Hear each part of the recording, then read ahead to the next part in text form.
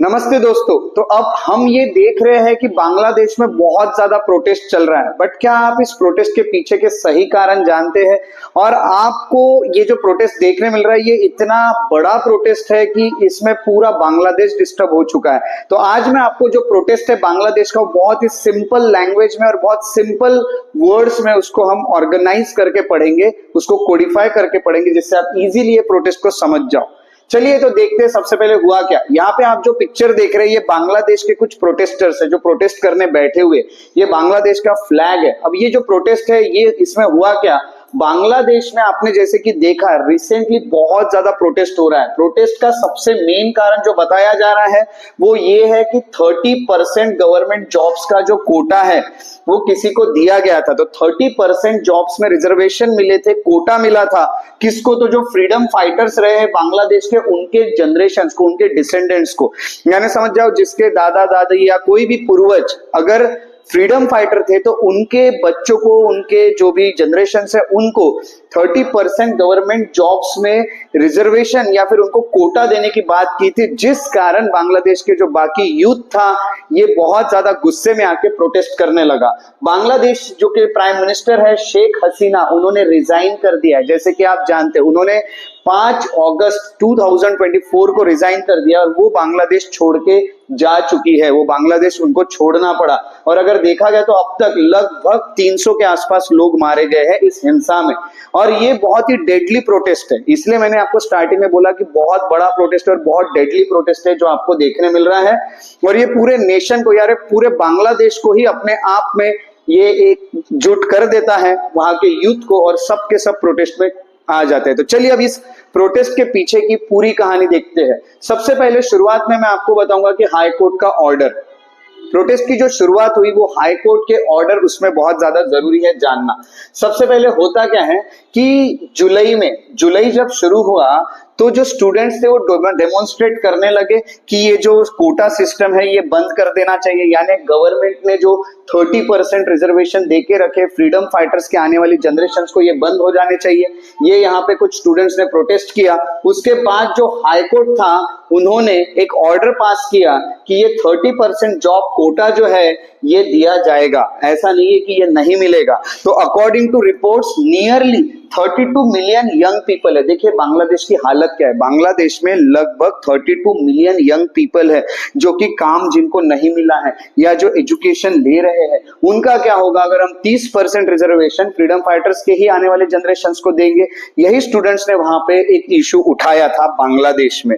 तो यहाँ हम कहेंगे बांग्लादेश जिसकी पॉपुलेशन 170 मिलियन है, उसमें 32 मिलियन तो यंग पीपल है जो जॉब्स ढूंढ रहे हैं, उनको ही काम नहीं है और हम काम जो है वो दूसरे किसी को देंगे तो कैसा होगा, ये स्टूडेंट्स का कहना था।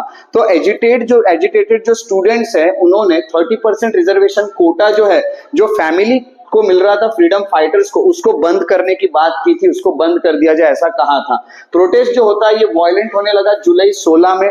बहुत सारे स्टूडेंट्स रास्ते पे आने लगे, सिक्योरिटी ऑफिशियल्स उनको रोकने आए। इन्होंने सिक्योरिटी ऑफिशियल्स के साथ भी इनके क्लैशेस हुए, उनके साथ भी इनके कुछ हम कहेंगे कि फाइट्स हुई। और इसमें प्रो गवर्नमेंट एक्टिविस्ट जो थे गवर्नमेंट की तरफ से आए हुए स्टूडेंट्स को रोकने के लिए, उनके भी बीच में कुछ यहाँ पे हम कहेंगे वायलेंस होने लगा। इस कारण अब वायलेंस होने के कारण बांग्लादेश में कर्फ्यू लगा दिया जाता है और यहाँ कहा गया था शूट एंड साइट के ऑर्डर लगा दिए गए। यानी जो भी दिखेगा उसको शूट कर दो, प्रोटेस्ट करते हुए कोई भी पाया गया तो उसको शूट कर दो दिखते बराबर, उसको कहते हैं शूट ऑन साइट, दिखते बराबर गोली मार के उसकी हत्या कर देना।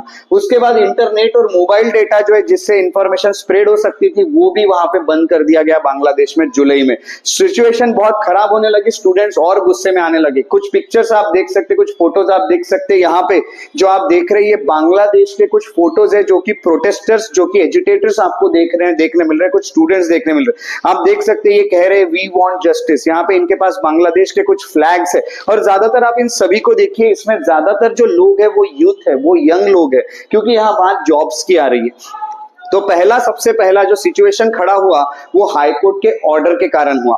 उसके बाद होता क्या है, आगे जब हम बढ़ते तो हमें पता चलता है कि शेख हसीना का इन सब चीजों को लेकर रेस्पॉन्स क्या था। अब इनको हम प्राइम मिनिस्टर तो नहीं कह सकते बांग्लादेश के, क्योंकि शेख हसीना जो कि प्राइम मिनिस्टर हुआ करती थी उन्होंने अब रिजाइन कर दिया है, तो वो है एक्स प्राइम मिनिस्टर बांग्लादेश की, जिनका नाम है शेख हसीना। ये वो शेख हसीना है। इन्होंने जब इन स्टूडेंट्स ने डिमांड की तो इनका रिस्पॉन्स क्या था? इनका रिस्पॉन्स काफी अलग था, इसीलिए स्टूडेंट्स को और ज्यादा गुस्सा आया।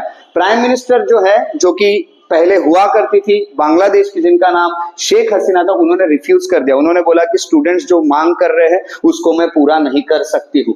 कोर्ट की जो प्रोसीडिंग्स है उसके ही चलते सब काम चलेंगे। उसके अलावा सिचुएशन जो है ये और भी खराब होने लगी। फर्दर उनके कमेंट्स भी आए। उन्होंने जॉब कोटा को, जो लोग अपोज कर रहे थे, जो रिजर्वेशंस को अपोज कर रहे थे, उन लोगों को रजाकार कहा। रजाकार यानी ये वो लोग है, कह रही है शेख हसीना, ये वो लोग थे जब हमारी वॉर हुई थी 1971 की, जब बांग्लादेश की, यानी हम कहेंगे कि पाकिस्तान की जो वॉर थी। यानी आपको ये बता दूं कि पहले बांग्लादेश का नाम जो है वो ईस्ट पाकिस्तान था। पहले बांग्लादेश ईस्ट पाकिस्तान था और उसकी जो फाइट हुई थी वो वेस्ट पाकिस्तान के साथ हुई थी। बाद में इन दोनों के बीच की फाइट में हम कहेंगे कि इंडिया ने सपोर्ट ईस्ट पाकिस्तान को किया था, जिसको 1971 का इंडो पाक वॉर कहा जाता है। बाद में ईस्ट पाकिस्तान वेस्ट पाकिस्तान के हाथों आजाद हो गया। आजाद होने के बाद जो ईस्ट पाकिस्तान है, इसको नाम दिया गया बांग्लादेश। यानी अगर हम हिस्ट्री में जाए ब्रिटिश के, तो ब्रिटिश ने जब इंडिया का डिवीजन किया था तो हमें ये पता है कि एक ही पाकिस्तान बना, ऐसा नहीं है। ब्रिटिश ने दो पाकिस्तान बनाए थे, एक वेस्ट पाकिस्तान जो आज का पाकिस्तान है, और दूसरा बनाया गया था ईस्ट पाकिस्तान जो इंडिया के ईस्ट साइड में बनाया था। इन दोनों की जमीन, इसलिए इन दोनों के बीच में वॉर हुए। ये वॉर में इंडिया ने ईस्ट पाकिस्तान को सपोर्ट किया, ईस्ट पाकिस्तान ये वॉर जीत गया और ये देश आजाद होके ये बन गया बांग्लादेश। अब ये बांग्लादेश बन गया और ये वेस्ट पाकिस्तान जो है ये पाकिस्तान बन गया। तो जो शेख हसीना है, उन्होंने क्या कहा कि ये जो 1971 में 1971 में जब हमारी लड़ाई हुई थी, ये जो लड़के हैं जो आज प्रोटेस्ट कर रहे हैं, रजाकार है, यानी ये लोग वो है जो इस पाकिस्तान की तरफ से है। तो हम कहेंगे पाकिस्तानी आर्मी में ये मिले हुए लोग थे उस वक्त के, ऐसा उन्होंने बोला, जिस कारण स्टूडेंट्स को और गुस्सा आया। इसलिए जो थाउजेंड्स ऑफ स्टूडेंट्स है वो अपने डॉर्मेट्रीज से बाहर निकल गए, अपने हॉस्टल, अपने डॉर्मेट्रीज से बाहर निकल गए ढाका यूनिवर्सिटी के, और वो भी प्रोटेस्ट में ज्वाइन हो गए। ऐसे कर करके स्टूडेंट्स जो प्रोटेस्ट कर रहे थे उनकी संख्या बढ़ती गई। अब ये संख्या बढ़ी, इस तरह का रेस्पॉन्स अगर शेख हसीना ने दिया तो उस कारण और भी प्रॉब्लम्स बांग्लादेश में क्रिएट होने लगे। आगे अब कोटा रिड्यूस तो कर दिया गया, अब यहाँ प्रोटेस्ट बहुत जोर से चलने लगा। आप देख रहे हैं यहाँ प्रोटेस्ट में लोग हैं। लोग होने के अलावा शेख हसीना का एक पेंटिंग है जिसको उन्होंने कुछ पेंट के ऊपर रेड कुछ लगा दिया है कि इनको हमें हटाना है। सब आप देख रहे हैं कि ये स्टूडेंट्स है जो प्रोटेस्ट कर रहे हैं। शेख हसीना के ऐसे कमेंट, ऐसे रेस्पॉन्स के बाद लोगों को और गुस्सा आया स्टूडेंट्स को, तो प्रोटेस्ट जो है वो बहुत ज्यादा बढ़ने लगा, सिविल अनरेस्ट होने लगा, पूरे देश में हिंसा होने लगी। और ऐसा कहा जाता है उस टाइम पे स्टार्टिंग में 120 लोगों की जानें जा चुकी थी। ये प्रोटेस्ट को कंट्रोल करना मुश्किल हो चुका था, इसलिए सुप्रीम कोर्ट कहिए या एपेक्स कोर्ट कहिए, बांग्लादेश का जो सबसे ऊपर का कोर्ट था, उस कोर्ट ने ये बोला कि ये कोटा सिस्टम को बंद कर दिया जाए, यही एक तरीका है जिससे ये प्रोटेस्ट को रोका जा सकता है। रिपोर्ट्स जो है वो ऐसी है कि सुप्रीम कोर्ट ने कहा था कि ये जो कोटा है जो कि 30% रिजर्वेशन देता है उसको 5% पे लाया जाए। हम ऐसा नहीं कह रहे कि फ्रीडम फाइटर्स की जो आने वाली जनरेशन से उनको बिल्कुल जॉब नहीं मिलेंगी, उनको रिजर्वेशन मिलेगा, बट ये रिजर्वेशन सिर्फ 5% का होगा, 30% का नहीं होगा। और 93% जो जॉब्स होंगे वो मेरिट के बेसिस पे यानी एग्जाम के बेसिस पे ही होंगे। अब आप सोच रहे कि भाई 5% तो मिल गया किसको, तो फ्रीडम फाइटर्स के जो भी आने वाली जनरेशन है उनको, और 93% मिल गया बाकी लोगों को, तो टोटल ये 98% हो रहा है। तो बचा हुआ 2% का क्या, तो बचे हुए 2% जो है ये एथनिक माइनॉरिटीज के लिए अलग से रखे गए थे। ये सुप्रीम कोर्ट ने बोला कि 2% रिजर्वेशन जो माइनॉरिटीज है बांग्लादेश में उनको मिलेंगे, ट्रांसजेंडर को मिलेंगे, ठीक है, उसके अलावा जो लोग डिसेबल है उनको मिलेंगे। तो 93% सबके लिए ओपन है, 5% फ्रीडम फाइटर्स के आने वाले डिसेंडेंट्स के लिए, 2% माइनॉरिटीज डिसेबल्स और तीसरे ट्रांसजेंडर के लिए यहाँ पे रहेंगे। गवर्नमेंट जो होते उन्होंने इस डिसीजन को एक्सेप्ट कर लिया और गवर्नमेंट ने जो इंटरनेट कनेक्शंस बंद किए थे वो इंटरनेट एक्सेस भी शुरू कर दिए। उनको लगा कि ऐसे करने से सिचुएशन नॉर्मल हो जाएगी। डिसीजन जो है वो बहुत अच्छे से लोगों ने एक्सेप्ट किया। स्टूडेंट्स ने कहा कि डिसीजन बहुत अच्छा है, बट हमारे बारे में जो शेख हसीना ने बोला था वो बात हमें बिल्कुल पसंद नहीं है। इस कारण हम मांगते हैं शेख हसीना का इस्तीफा यानी उनका रेजिग्नेशन। अब उनका रेजिग्नेशन यहाँ मांगा गया और unrest fell to the fire. उस वक्त पीएम शेख हसीना को और गुस्सा आया और उन्होंने और कुछ बोल दिया इन प्रोटेस्टर्स को। कभी भी आपको कुछ हुआ तो शांति से आपने वो चीज के ऊपर आंसर करने चाहिए। आप भी भड़क जाओगे, हो बाकी लोग भड़के, आप भी भड़क रहे, तो हो सकता है कुछ खराब हो जाए। शेख हसीना ने आखिरकार इन स्टूडेंट्स को टेररिस्ट बोल दिया और लोगों को बोला कि आप भी मेरी हेल्प कीजिए, बांग्लादेश के सभी लोग, ताकि इन टेररिस्ट को हम लोग दबा सके। और स्टूडेंट्स को गुस्सा, स्टूडेंट्स ने बोला अब एक ही उपाय है, शेख हसीना को अपना पोस्ट छोड़ना होगा और छोड़ना तो छोड़ना, ये देश भी छोड़ना होगा।